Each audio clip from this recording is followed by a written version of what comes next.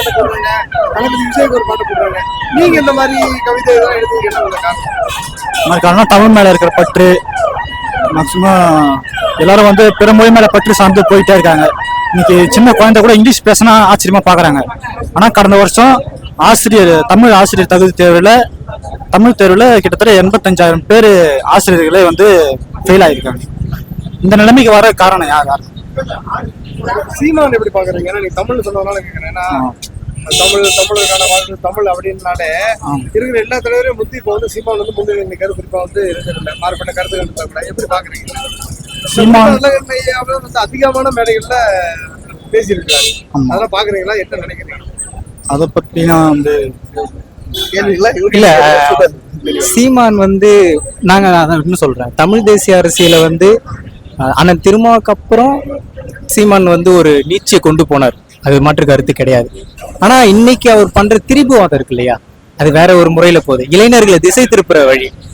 நீ வந்து தமிழ்நாட்டுல ஒரு காலத்துல தீக்கா மேடையில நின்றுட்டு பெரியாரை புகழ்ந்து பேசினவர். நம்ம மறுவாசிப்பு செய்யணும். அது அம்பேத்கரா இருக்கட்டும், பெரியாரா இருக்கட்டும், கால் மார்க்ஸா இருக்கட்டும், மறுவாசிப்பு செய்யணும். ஏன்னா ஜேஎம் கீன்ஸே அம்பேத்கர் மறுவாசிப்பு செஞ்சவர். அப்படி இருக்கும்போது மறுவாசிப்பு செய்யும். ஒரு பிழைகள் இருக்கலாம், எப்படி வேணாலும் இருக்கலாம். ஆனா நீங்க வந்து மொத்தமா தப்புன்னு சொல்ல முடியாது. நீங்க வந்து பெரியார் மறைமலை அடிகளை பெரியாருன்னு சொல்றீங்க, அதே மறைமலை அடிகள் பெரியார் புகழ்ந்தாரு, அவர் இப்ப ஏன் பெரியார் இல்லைன்னு சொல்றீங்க? ஆனா திருமாவை பெரியார் சொல்றீங்க, ராமதாச பெரியார் சொல்றீங்க. அவங்க 2 பேரும் பெரியார் கொள்கை தலைவரா வச்சிருக்காங்களே, அவங்க 2 பேர்கிட்ட இருந்து பாடம் கத்துட்டு வந்தவங்க தானே நீங்க. பெரியார் மட்டும் இருக்கிற எல்லாருமே இல்ல, அதுதான் சொல்றேன் இல்லையா. இப்ப அது இளைஞர்களை திசை திருப்புற வழி.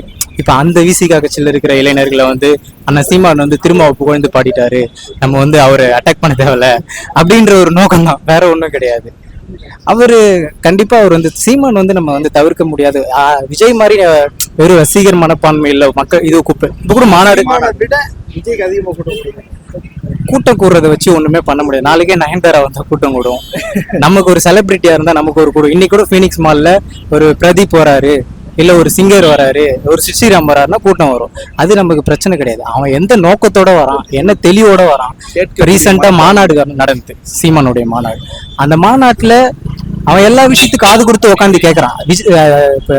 ரசிகர் கூட்டத்துக்கு அந்த ஒரு மனப்பான்மை இல்லை. அது என்ன சொல்ல வர்றாரு அது காது கொடுத்து கேட்க வேண்டிய அவங்களுக்கு அந்த சூழல் இல்லை. அவங்க அரசியல் கத்துக்க வேண்டிய தெளிவு நிறைய இருக்கு. அது ஒரிஜினலா நிறைய பேர் மேடையில பேசுறாங்க, என்னென்னமோ பேசுறாங்க. ஆனா அரசியல் தெளிவோட இன்னும் யாருமே பேசல. அவங்க வெறுமனே வந்து மற்ற 2 திராவிட கட்சி மாதிரி எலக்டோரல் பாலிடிக்ஸ் பண்ணிட்டு போறாங்க.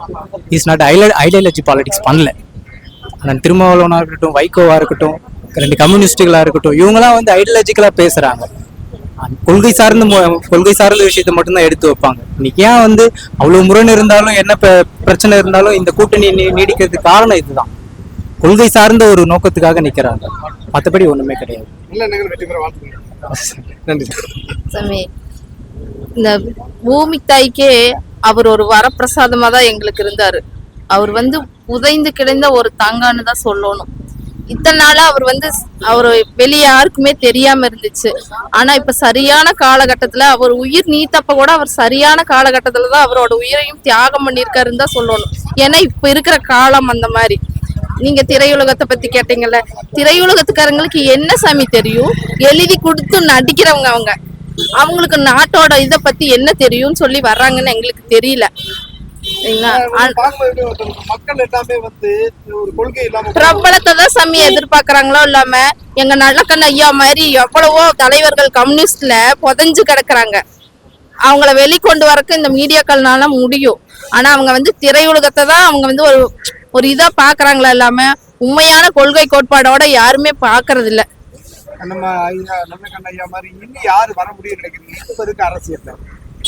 அவர் மாதிரி வர யாரால முடியாது.